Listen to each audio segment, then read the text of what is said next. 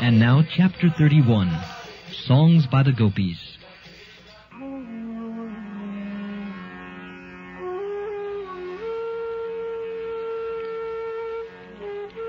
One gopi said, "My dear Krishna, ever since you took your birth in this land of Vrajabhumi, everything appears to be glorious. The land of Vrindavan has become glorious, and it is as if the goddess of fortune is personally always existing here. But it is only we who are very unhappy, because we are searching for you, but cannot see you with our greatest effort. Our life is completely dependent upon you. Therefore, we request that you again come to us."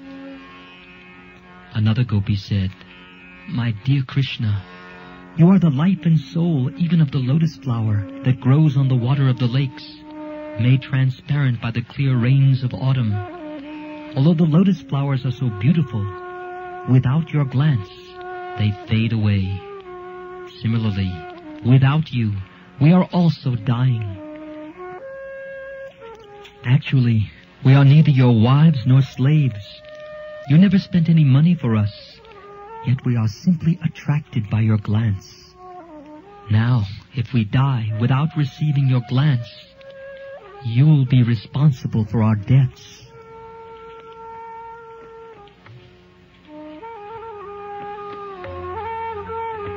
Certainly the killing of women is a great sin, and if you do not come to see us and we die, you will suffer the reactions of sin. So please come see us. Do not think that one can be killed only by certain weapons. We are being killed by your absence. You should consider how you are responsible for killing women. We are always grateful to you because you have protected us many times from the poisonous water of the Yamuna, from the serpent Kaliya, from Bakasura, from the anger of Indra and his torrents of rain, from forest fire, and so many other incidents. You are the greatest and most powerful of all. It is wonderful for you to protect us from so many dangers, but we are surprised that you are neglecting us at this moment. Dear Krishna, dear friend, we know very well that you are not actually the son of Mother Yashoda or the cowherd man Nanda Maharaj.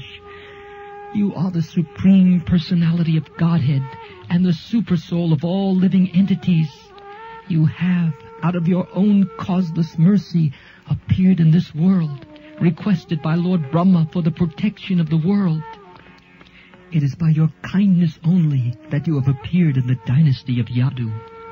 Oh, best in the dynasty of Yadu, if anyone afraid of this materialistic way of life takes shelter at your lotus feet, you never deny him protection. Your movements are sweet, and you are independent, touching the goddess of fortune with one hand, and in the other bearing a lotus flower. That is your extraordinary feature. Please, therefore, come before us and bless us with the lotus flower in your hand."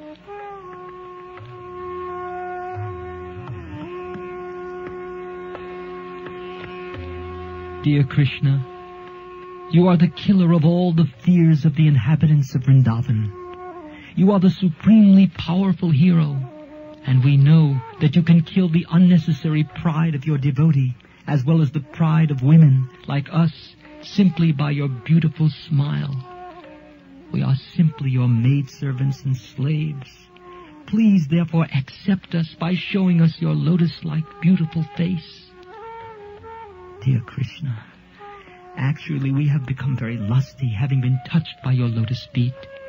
Your lotus feet certainly kill all kinds of sinful activities of devotees who have taken shelter there.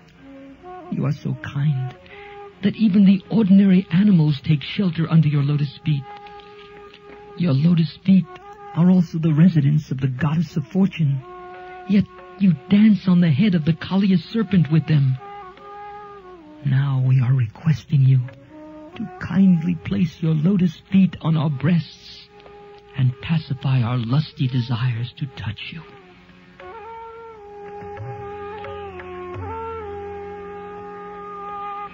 O Lord, your attractive eyes, like the lotus, are so nice and pleasing. Your sweet words are so fascinating that they please even the greatest scholars, who also become attracted to you. We are also attracted by your speaking and by the beauty of your face and eyes. Please, therefore, satisfy us by your nectarine kisses. Dear Lord, words spoken by you, or words describing your activities, are full of nectar. And simply by speaking or hearing your words, one can be saved from the blazing fire of material existence. Great demigods like Lord Brahma and Lord Shiva are always engaged in chanting the glories of your words. They do so to eradicate the sinful activities of all living entities in the material world. If one simply tries to hear your transcendental words, he can very quickly be elevated to the platform of pious activities. For the Vaishnavas, your words give transcendental pleasure, and saintly persons who are engaged in distributing your transcendental message all over the world are first-class charitable persons. This was confirmed by Rupa Goswami also, when he addressed Lord Chaitanya as the most munificent incarnation, because Lord Chaitanya distributed the words of Krishna and love of Krishna free of charge all over the world.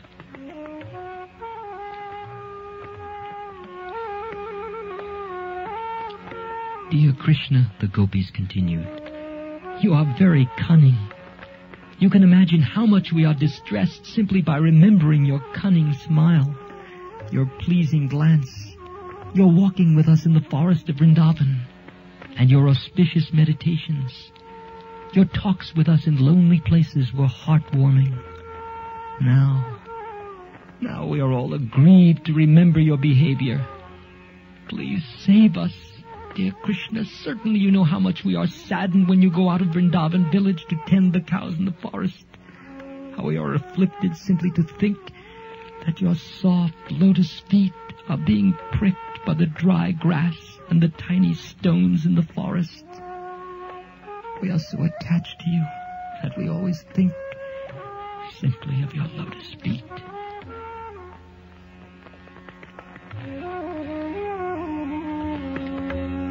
O Krishna, when you return from the pasturing ground with the animals, we see your face covered by your curly hair and dusted by the hoof dust of the cows. We see your mildly smiling face, and our desire to enjoy you increases. Oh, dear Krishna, you are the supreme lover, and you always give shelter to surrendered souls. You fulfill everyone's desire. Your lotus feet are worshipped even by Lord Brahma, the creator of the universe. To whomever worships your lotus feet, you, without a doubt, always bestow your benedictions.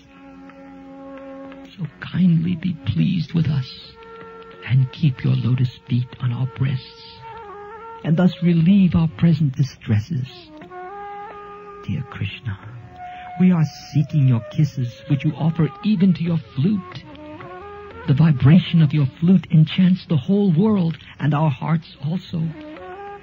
Kindly, therefore, return and kiss us with your mouth of nectar.